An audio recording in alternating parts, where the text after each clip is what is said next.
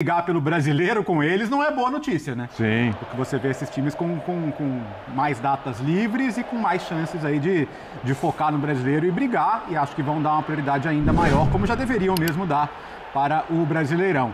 Mas é claro que o sentimento, principalmente pro Palmeiras, nessa noite é de frustração, porque vai ficar aquela sensação de o que poderia ter sido. O Corinthians não tem nada a ver com isso. O Corinthians vive uma das maiores crises institucionais da sua história. O extracampo é uma coisa terrível. O começo do trabalho do Dorival é todo acidentado. Ele está demorando para encontrar soluções em vários aspectos. Mas é uma eliminação do seu grande rival com 2 vitórias. E é a primeira vez que o Corinthians ganha um mata-mata do Palmeiras que não é de Campeonato Paulista. Pois é. Então, assim, é grande, é muito grande. Me parece ser a maior vitória do Corinthians no Allianz Parque. 2 gols de diferença não tinha feito antes, não. Então, já ganhou um Paulista no Allianz Parque. Então. Assim, é muito grande. É muito grande o que o Corinthians consegue fazer hoje. Claro, explorando a vantagem numérica, mas explorando algumas fragilidades que o Palmeiras demonstrou. Os 3 gols do confronto, por exemplo, foram em jogadas aéreas. Né? Exatamente. Então, olha como o Corinthians conseguiu trabalhar muito bem nesse tipo de situação. E acho que conseguiu explorar também o desequilíbrio emocional que o Palmeiras mostrou em diversos momentos do jogo de hoje, né? A partir do desequilíbrio do próprio Aníbal, né? Na jogada que a gente pôde observar. E, claro, parabéns ao Corinthians. Há momentos da temporada que significam uma virada de chave. A gente vai ver daqui para frente o que isso vai representar. Mas me parece muito claro, né, até mesmo pela maneira que a gente viu ali os jogadores se reunindo no meio do campo, comemorando, vibrando muito, o ambiente pode mudar. Alguma coisa diferente pode se transformar ali dentro.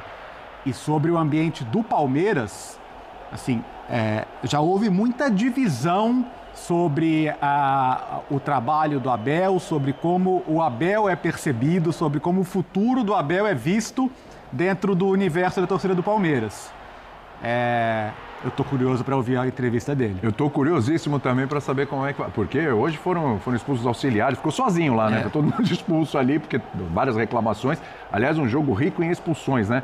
Teve o Aníbal, teve o Emi Martínez também agora no finalzinho do jogo. Teve do banco do Palmeiras 2 expulsões também. Enfim, a gente vai falar sobre tudo isso. Fato é, Paulo Calçade, que o Corinthians fez de novo, né? Já tinha feito no Paulista, foi lá e fez de novo. É bom lembrar, hein? 4 confrontos de mata-mata e o Palmeiras não fez um gol no Corinthians nesses 4 confrontos de mata-mata. Boa noite a todos. E tem uma mudança aí, porque houve um momento dessa história de Abel no Palmeiras enfrentando o Corinthians, que o Palmeiras ganhava em Itaquera, ganhava no Allianz, era muito difícil. Esta etapa, vamos falar assim, em 2025, é uma etapa boa para o Corinthians. O Corinthians ganhou na ida no jogo do Paulista lá, e ganhou lá agora novamente. São 2 vitórias no Allianz. Né? E é difícil jogar lá, como é difícil jogar em Itaquera também.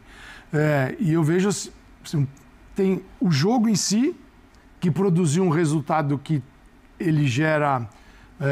O que o resultado vai gerar, nós vamos ter que aguardar. A partir da coletiva do Abel. Rapaziada, tô lendo aqui os comentários aqui do vídeo anterior. Porque assim, o Abel bom demais, teve um momento demais. que ele abandonou, né? No jogo. Então ele, você percebe, ele largou mão, e aí era auxiliar berrando, sentou a galera sendo expulsa de campo e ele parece que ele tinha desistido.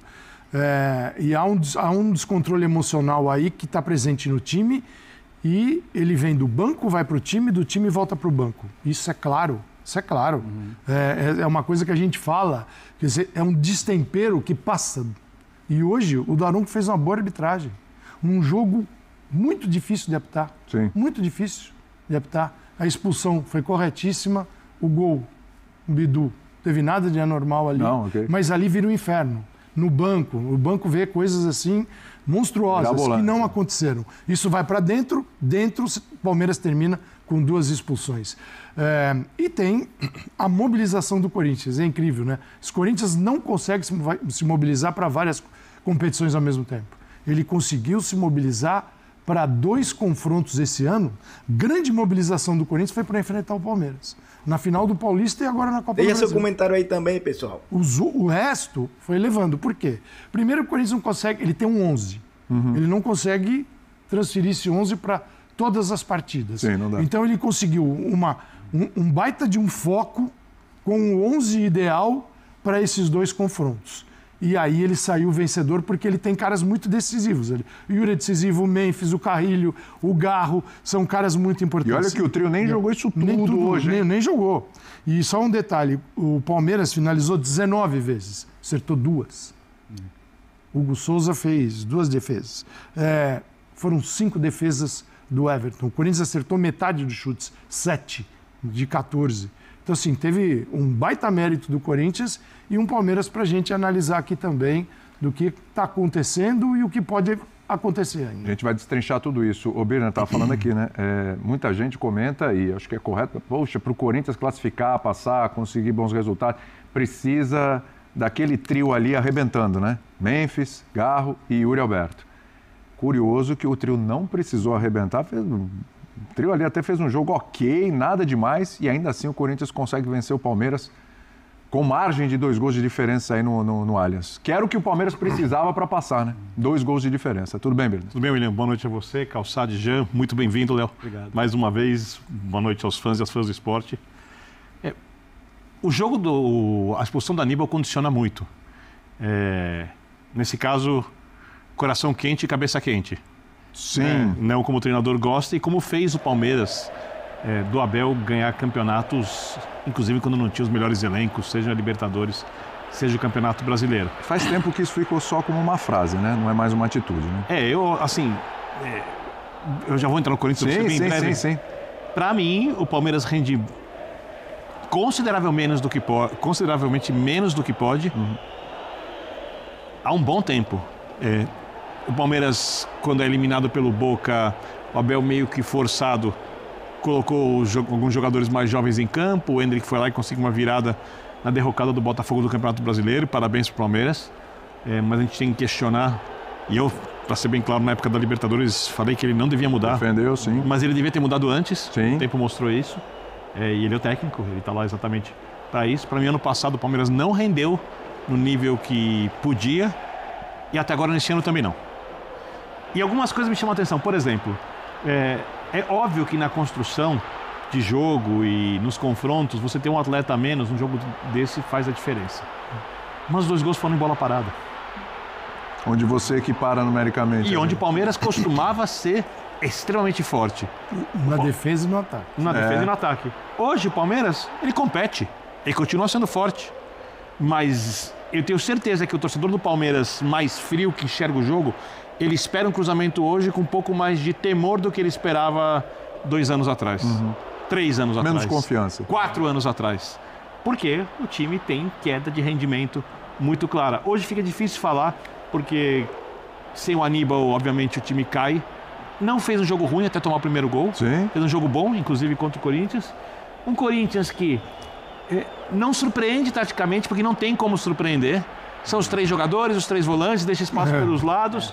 E a gente fica esperando que eles decidem. O time assim compete e é forte em mata-mata e consegue se mobilizar. Isso chamou a atenção. 4 jogos contra o Palmeiras, não tomou um gol sequer. Pois é. Né? Eu acho que tem a ver com um acúmulo de coisas, né? E com um acúmulo de confrontos mesmo contra o Corinthians, não especificamente o jogo de hoje, né? Que foi um jogo condicionado pela expulsão do Aníbal.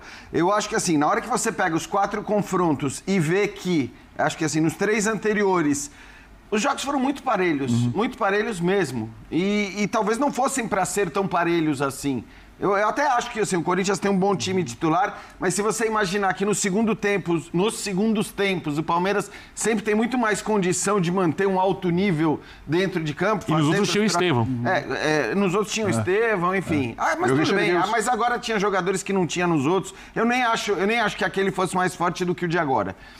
Mas eu acho que assim, foram jogos muito parelhos. E isso, de uma maneira ou de outra, é mérito do Corinthians. Não dá muito para discutir. O fato dos jogos terem sido jogos com muito pouca coisa criada era positivo para o Corinthians.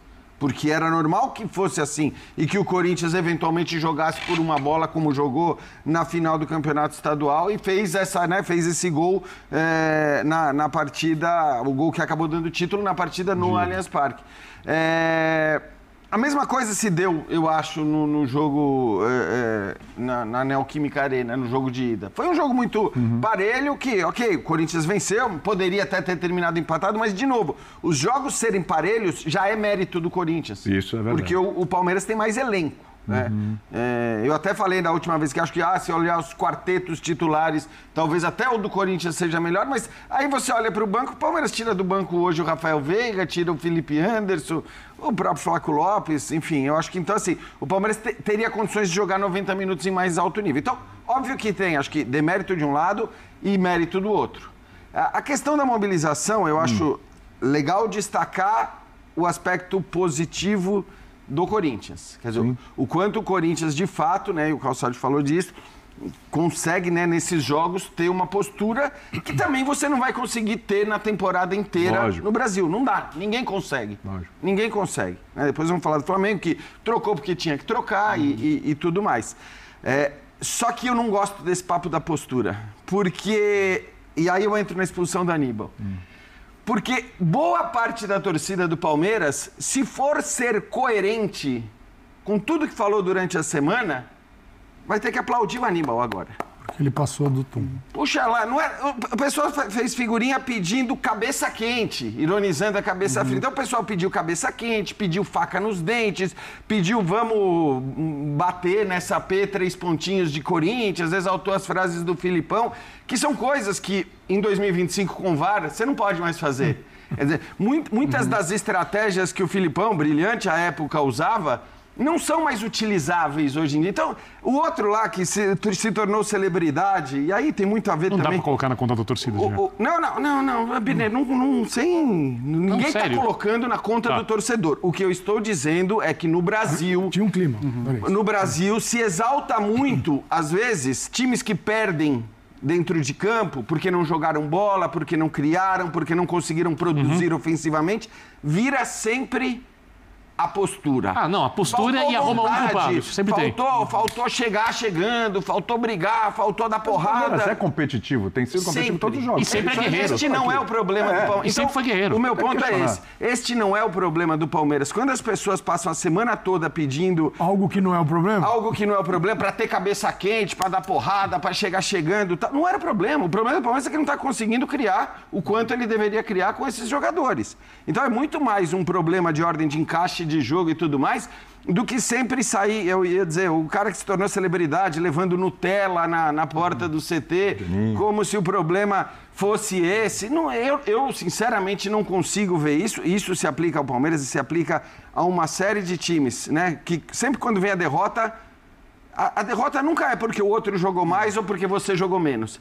É sempre porque o outro quis ganhar, teve vontade e você não teve vontade. Você imagina mesmo que os caras do Palmeiras não queriam ganhar esse jogo? Claro que queriam. Que faltava vontade, seja no jogo de ida ou seja no jogo de volta. Então, o que eu quero dizer com isso é que a gente precisa parar também de sempre atribuir a falta de desejo, a falta de vontade, a falta de raça, derrotas que são frutos, muitas vezes, da falta de futebol.